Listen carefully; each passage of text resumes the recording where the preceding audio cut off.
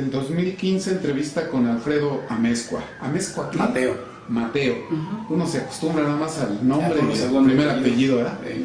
Bueno, Alfredo, ¿qué nos puedes comentar del proceso de fusión que se dio en Michoacán en particular del Partido Mexicano Socialista?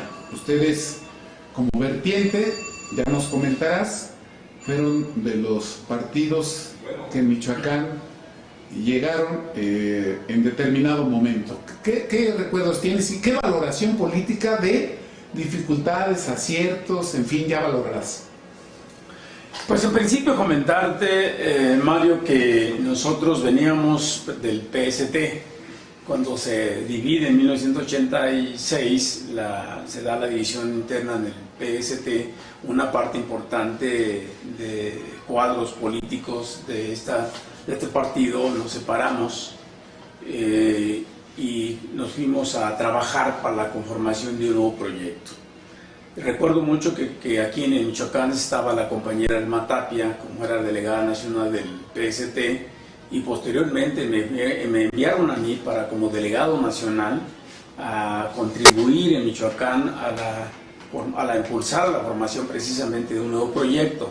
En ellos participaron varios partidos, corrientes políticas, que veníamos tratando de generar la unidad de la izquierda desde entonces.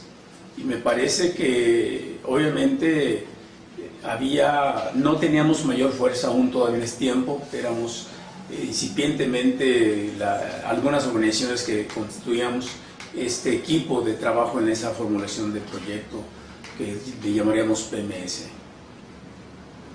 Sí, ¿qué partidos acudieron en tu memoria? Y sobre todo, tratando de recordar compañeros, compañeras de nombres y apellidos para que no se pierdan en la memoria histórica. Es un poco complejo recordar tantos años, pero yo creo que es importante plantear que el PMT, que estaba aquí el compañero Aurelio Flores como representante, también estaba como representante otro compañero de la UIC que estaba en Uruapan, no recuerdo mucho su nombre, compañero, viejo luchador también que venía desde el Partido Comunista, así como también pues, Mario representaba aquí, Mario Sástiga, la corriente del MRP, y nosotros que veníamos de los expresetistas, no recuerdo otra organización de sentido. ¿El PPR? El PPR, por supuesto. Partido Popular Revolucionario, y creo que esos eran los partidos que estábamos en Michoacán. Por supuesto, el PSUM, que en ese tiempo, si mal no recuerdo, en Michoacán el dirigente de este partido político, el compañero Franco. El compañero Franco, exactamente, era en ese tiempo dirigente, ¿no? Y te quiero comentar, con Franco tuvimos de alguna manera una buena relación, porque él venía también desde el PC, con otros compañeros. Y en términos de dificultades o avances, ¿cuál fue el escenario? Yo creo que fue un proceso muy difícil, muy difícil. Obviamente había, pues, como características de cada uno de los cuadros políticos que estaban aquí en Michoacán, de diferentes partidos políticos. Era muy difícil la integración del trabajo en equipo. Cada quien tenía su propia forma de ver en cuanto a los métodos de organización, sus propios equipos, ¿no? Creo que Michoacán fue un poco difícil. Que pudiéramos avanzar bastante en el terreno de la fusión para ir conformando ese nuevo proyecto. El proceso del PMS en esas condiciones, podríamos decir que fue un proceso incompleto, pero finalmente se tenía que terminar porque la declinación de Berto Castillo, que fue candidato a la presidencia de la República, de un proceso de elección interna muy interesante, quizá en ese sentido la izquierda avanzó frente a otras expresiones del mismo Frente Democrático en un proceso electoral interno para definir candidaturas como en este caso la de Berto Castillo. ¿Cómo recuerdas el proceso ya de PMS? Igualmente, ¿qué dificultades, qué aciertos, qué escenario viste ya PMS, Frente Democrático Nacional? Pues quiero decirte que yo fui parte importante en este proceso de elección democrática, donde el compañero Alberto Castillo fue electo como candidato a la presidencia de la República. De hecho, quiero comentarte, tuve la oportunidad de ser jefe de campaña de Alberto presidencial, y con él recorrimos todo el país hasta que, bueno, salió la candidatura del ingeniero Cárdenas, y internamente había muchas voces de que habría que declinar el ingeniero, ¿no? Me parece que fue un proceso extraordinario con lo del ingeniero Alberto. Creo que logramos generar una gran unidad en torno al compañero Alberto Castillo, pero que las circunstancias políticas del país también requerían la posibilidad de tener una alternativa de una gran victoria por primera vez en México, con un candidato, pues no tanto de izquierda, pero sí un candidato con una posición democrática. Y ese proceso nos permitió sobre todo una posibilidad de unificarnos en ese proyecto. Obviamente habíamos voces que no estábamos de acuerdo en que pudiera declinar o que declinara, en virtud de que no representaba en Cárdenas una posición de izquierda, sino al contrario, era definitivamente la de Alberto, que tenía obviamente una posición sumamente democrática, un hombre de izquierda, un hombre con una gran honestidad política, y yo ver un personaje sumamente importante, con una gran simpatía del pueblo mexicano. Pero bueno, las circunstancias políticas y la propia posición interna del PRD, digo, en ese tiempo, de los grupos que veníamos de distintas fuerzas políticas y en el PMS ya como tal, pues obviamente había voces de que habría que declinar al ingeniero. Y efectivamente fue de esa manera en que se logró. Y la propia posición del ingeniero Cárdenas, yo quiero comentarte que estábamos en Jerez, Zacatecas, en ese año, en 1988, 87, 87, 80, no recuerdo ya bien la fecha, cuando llegó el Comité Ejecutivo Nacional, con el compañero presidente nacional del partido, el compañero Rincón Gallardo, me acuerdo que llegó Pablo Gómez, llegaron pues todo un grupo de compañeros, Alcocer y otros más, a hablar con el compañero Berto. Recuerdo mucho que cuando salieron eso de las 11 de la noche fue el evento en un hotel ahí en Zacatecas, en Jerez, Zacatecas, no recuerdo. Recuerdo muy bien porque muchos de los medios ahí estábamos presentes a esa hora, a las 11, 12 de la noche, cuando terminó esta reunión, ¿no? Recuerdo el ingeniero me dice, pues nos vamos, Alfredo, nos vamos porque hemos tomado la decisión y bueno, pues finalmente de declinar para construir algo mejor. Y yo recuerdo que le decía al ingeniero, pues si es así, pues adelante. Si es para construir algo mejor, pues creo que vale la pena. Y recuerdo que esa noche, pues quedamos ahí, pero todos nos regresamos al día siguiente para dar a conocer la declinación del ingeniero. Tu percepción, por haber estado cerca, efectivamente, de la campaña del compañero Alberto, ¿fue una decisión que la Dirección Nacional del PMS lo orilló? ¿Fue una decisión que tomó como un hombre disciplinado, o él demostró de buen agrado de que pues esa era la alternativa? ¿Cuál es tu percepción? Mira, creo que es una buena pregunta porque se encontraron las dos cosas. Por un lado, el ingeniero no creía en el ingeniero Cárdenas como una alternativa de cambio en este país. Es decir, por su posición de origen priista, por toda una situación que se daba, pero también entendía razones por su gran, podríamos llamar del ingeniero, de gran solidaridad, porque este país cambiara. Creo que finalmente eso lo convenció más que la presión de la propia Dirección Nacional, como una cuestión personal de que habría que tomar decisiones en la vida, y esa decisión, pero tuvo muchas dudas en cuanto a que pudiera darse un cambio importante en el país, pues a la presidencia de la República por parte de León Cárdenas. O sea, no le tenían confianza. Allá por el mes de marzo de 1988, todavía como candidato a la presidencia de la República, yo recuerdo muy bien que viniste a Michoacán con Alberto Castillo a hacer campaña. ¿Qué escenario encontraron? ¿Cómo vieron en tu memoria a Michoacán? Que ya había compañeros del PMS que andaban apoyando, otros sí, no, y otros no. Entonces, ¿qué recuerdas de ese periodo todavía? Yo creo que la gran mayoría de los militantes, y yo diría más los que no eran militantes, sin duda tenía el ingeniero un gran respaldo sobre esto. Eran pocas las voces que efectivamente había de alguna manera, tenían otra posición con respecto. Pero yo creo que la gran mayoría en ese sentido respaldó totalmente a Ignacio Castillo. ¿Y cómo andaba? ¿Te refieres al interior del PMS? Sí, al interior del PMS. Ah. Sí, yo por eso digo que una gran cantidad fuera del PMS, me refiero, los ciudadanos, sí, respetaban sin duda al ingeniero Castillo. Y claro, quiero comentar en ese sentido, pues estaba en la tierra del ingeniero Cárdenas, en la tierra del Tata Lázaro Cárdenas. No era fácil para el ingeniero, pero a pesar de eso, había muchas voces que confiaban, o por lo menos había simpatía en ese sentido, ¿no? ¿Qué municipios, ciudades visitó en esa campaña como presidente como candidato del PMS, como candidato del PMS a la presidencia de la República, el ingeniero Alberto Castillo, en esa ocasión en Michoacán? Mira, Mario, no recuerdo mucho, pero sé que estuvimos en Uruapan, sí, en Apatzingán, Morelia,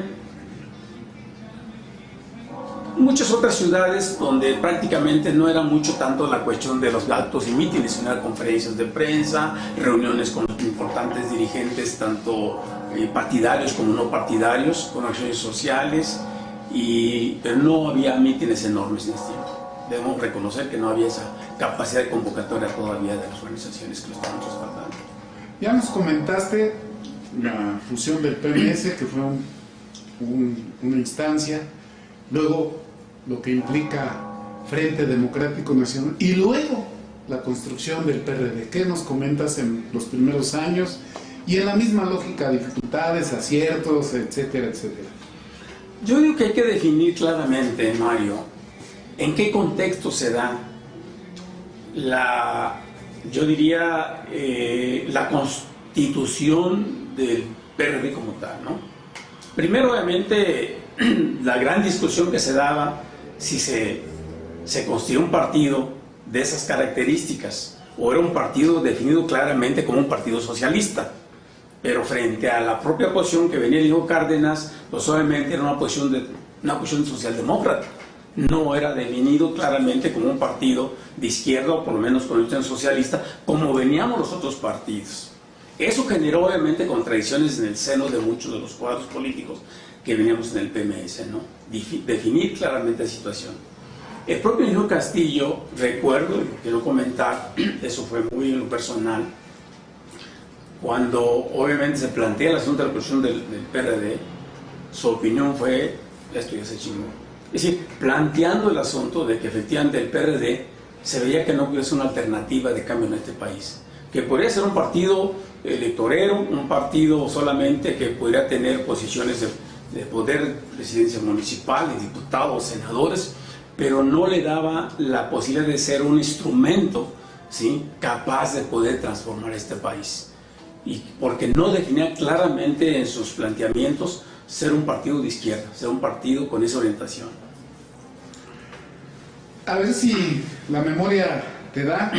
Yo recuerdo que hubo un momento que fue particularmente polémico, que hubo cuestiones que se dijeron a favor, en contra, de duda, incluso de afirmación de cosas que nos gustaría que tú lo trajeras, las rescataras de tu memoria. Yo vagamente recuerdo que tiene que ver con aquella vez que te robaron las actas. ¿De qué elección fue? ¿De qué distritos? Creo que fue en el 89, diputaciones locales, no sé. Tráenos a la memoria, porque hay textos que, te digo, dan opiniones encontradas, diversas, y algunas hasta difíciles de aceptar, ¿no? Fíjate que esa parte es una parte de mi vida que me golpeó mucho, porque se distorsionó totalmente la situación. Yo recuerdo muy claramente que yo era el responsable del proceso electoral en el 89 con Rafa Rivas como candidato a la diputación por el distrito de Zamora. Y ese tiempo estaba muy pegado a un compañero que se llamaba Ángel un chaparrito, no recuerdo bien su apellido, pero que lo mataron, ¿verdad? Sí, lo mataron a él ahí en Vista Hermosa. Quiero comentarte que... ¿Te acuerdas de su apellido? No recuerdo el apellido, pero era Ángel, no recuerdo el apellido. Muy radical, muy fuerte en sus posiciones, pero era un hombre muy activo, sumamente activo. Quiero comentarte que estábamos en el último meeting, yo traía 89 actas, que era lo que habíamos tenido, 89 actas. Y 7, 8 de la noche termina el acta en la plaza principal de Zamora, sin haber comido, desayunado ni nada. Le digo, y pues vamos a comer. Y nos fuimos a comer a un restaurante donde hay un estacionamiento. Y digo, pues vamos a comer ahí. Yo traía las actas, efectivamente, en una, ¿cómo se llama? En un morral, en una, todas las actas, trae 89 actas. Y trae un Volkswagen, que por cierto me lo había prestado un hermano mío para la campaña. Y bueno, cuando llegamos, fuimos a cenar y al salir no encontramos, obviamente, ni el vehículo ni las actas. O sea, ya Gobernación nos venía siguiendo desde hace rato, porque había posibilidades, obviamente, pues tal vez no tantas, pero sí había una campaña fuerte y logramos una alta votación, no mayor que la del PAN, obviamente. Ahí ganó esa vez el PRI, en esa diputación. Quiero comentarte que el candidato en ese tiempo era Nacho Peña, del PAN, ¿sí? Y obviamente Ángel, que era mi único testigo de que efectivamente nos robaron las actas, ¿sí? Pues obviamente después, cuando se da la situación lo matan, pero también se vino a hacer la revisión, porque creo que vino Mariquera Costa, fue comisionada nacionalmente para revisar esto. Quiero comentarte, y es la primera vez que puedo decir con toda honestidad, que efectivamente nos robaron el carro con todas las actas, ¿sí? Pero que fueron recuperadas, porque Peña no solo me dio las 89 constancias, eran mucho más constancias, ¿sí?, que me entregó el PAN por la relación que tenía con Nacho Peña, que era candidato en ese tiempo en Zamora, y nos proporcionaron todas esas actas. Mismas actas que yo entregué a Mariclara Costa, copias, ¿sí?, donde obviamente claramente había que no habíamos ganado. Y obviamente se vino la cargada de que efectivamente se había ganado y que yo había vendido las actas, ¿no? Eso fue la gran situación que se dio, a tal grado que incluso el propio ingeniero Cárdenas en su libro lo señala. Yo no leí el libro de él, la verdad, ni ganas tengo de leerlo. Sobre mis pasos, ahí yo no lo he leído, quiero decirlo con toda honestidad. Y señala ahí de esa traición, supuestamente, sin tener ningún dato, sin nada que pruebe efectivamente que las actas fueron vendidas o entregadas a otra gente. Jamás lo haría. Creo que he sido un hombre de muchos años de lucha social y política electoral, y obviamente tengo mi mente de frente, quiero decir, no hubo eso. Lamentablemente el único compañero que era mi testigo, pues lo matan, ¿verdad? Y no pudo ni siquiera testificar sobre esta situación. Pero bueno, esa es así en la vida. Me costó mucho, obviamente, pero jamás me fui a ningún lado. Seguí en la lucha, resistí toda la campaña de muchos compañeros que creían que efectivamente se habían vendido las actas, pero probé, ¿sí?, de que efectivamente no habíamos ganado. ¿Qué es lo que más interesaba a ellos? Que se vendieron porque habíamos ganado. Eso no es cierto. Logré juntar 101 actas que me entregó el PAN en ese tiempo, y se las entregué a Mariclara Costa, y ahí están esas actas. Esas actas no